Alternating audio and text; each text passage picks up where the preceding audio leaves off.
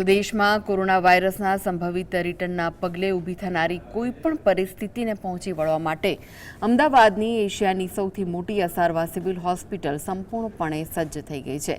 અસારવા સિવિલના medical superintendent doctor Rakesh જોશીએ સત્તાવાર માહિતી આપતા જણાવ્યું કે હાલમાં ગુજરાત કે અમદાવાદ શહેરમાં કોરોનાનો એક પણ સક્રિય કેસ નોંધાયો નથી, જે રાહતના સમાચાર છે। જો કે બદલાતા વાતાવરણ વચ્ચે તબીબોએ ખાસ કરીને મોટી ઉંમરના વૃદ્ધો અને નાના બાળકોને ચેપથી બચાવવા માટે વધુ સાવચેત તેમજ સતર્ક રહેવાની ખાસ અપીલ કરી છે।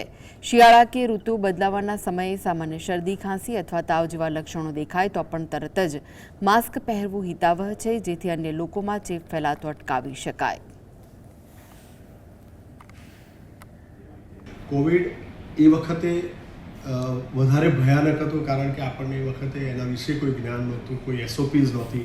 અત્યારે હવે આપણે એમ કહીશું કે એના માટે ડેફિનેટલી એક્સપિરિયન્સ ડૉક્ટર્સ અને ટીમ અવેલેબલ છે હોસ્પિટલ ખાતે। અમારી પાસે અહીંયા B3 ને અમે આઇસોલેશન વોર્ડ પણ બનાવીને રાખ્યો છે, પરંતુ અત્યારે એટલું ચોક્કસથી કહીશ કે કોવિડથી પહેલાં જેવું હવે ગભરાવાની જરૂર નથી, પરંતુ ડેફિનેટલી જ્યારે આજે પણ ન્યૂઝમાં ક્યાંક છે કે કેસીસ દેખાઈ રહ્યા છે, તો આપણે